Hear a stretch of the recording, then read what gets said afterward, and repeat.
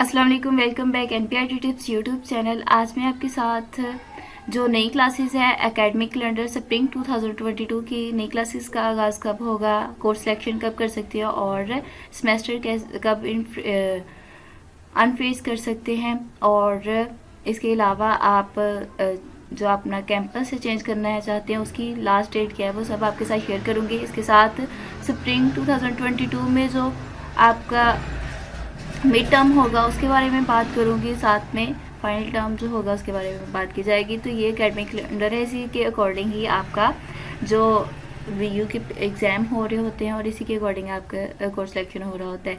तो first of all यहाँ पे हम बात करते हैं, यहाँ पर है last date to apply for change of study programme for existing and newly admitted student, mean के जो ऑलरेडी एडमिट थे उनके लिए 22 अप्रैल है। तब वो 22 अप्रैल को वो जो है अपनी स्टडी प्रोग्राम चेंज कर सकते हैं। इसके बाद आपकी क्लासेस का आगाज़ स्प्रिंग 2022 है वो 25 अप्रैल को होगा। इसके बाद है ये छुट्टियां आ रही हैं लेबर डे की, उसके बाद ईद उल फितर की, तो ये 2 से 24 तक है छुट्टी। इसके बाद है last date to apply for semester unfreeze, आपने कब कर सकते हैं।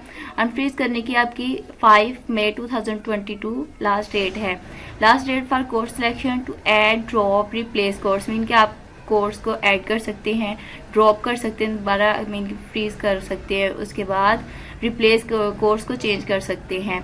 तो ये इसकी भी 5 डेट 2022 है। Last date for to apply for change of campus, आपकी जो लास्ट डेट है कैंपस को चेंज करने की वो 25 मई 2022 है। मिड टर्म का जो एग्ज़ाम आपका स्प्रिंग 2022 का होगा वो जून 22 2022 को होगा, जून 20 2022 को होगा। इसके बाद फिर जो मिड टर्म एग्ज़ाम के बाद आपकी क्लासेस का आगाज़ होगा वो आपका 4 जुलाई 2022 को होगा। इसके बाद आपकी ईद उल अज़हा की छुट्टियाँ आ जाएंगी। नेक्स्ट आपको योम अशूरा है, उसके बाद इंडिपेंडेंस डे, और फाइनल टर्म जो आपका होगा वो 29 अगस्त को होगा। और इसका आपके बाद फाइनल टर्म का जो रिज़ल्ट है वो सितंबर 28 2022 को आ जाएगा। तो ये था जो अभी अपडेट हुआ है आपका वर्चुअल यूनिवर्सिटी का एकेडमिक कैलेंडर। होप सो कि आपको वीडियो ये अच्छी लगे। Please like and subscribe my channel for latest update. अगर आपको फिर भी इसमें कोई प्रॉब्लम आ रही हो तो आप कमेंट सेक्शन में पूछ सकते हैं।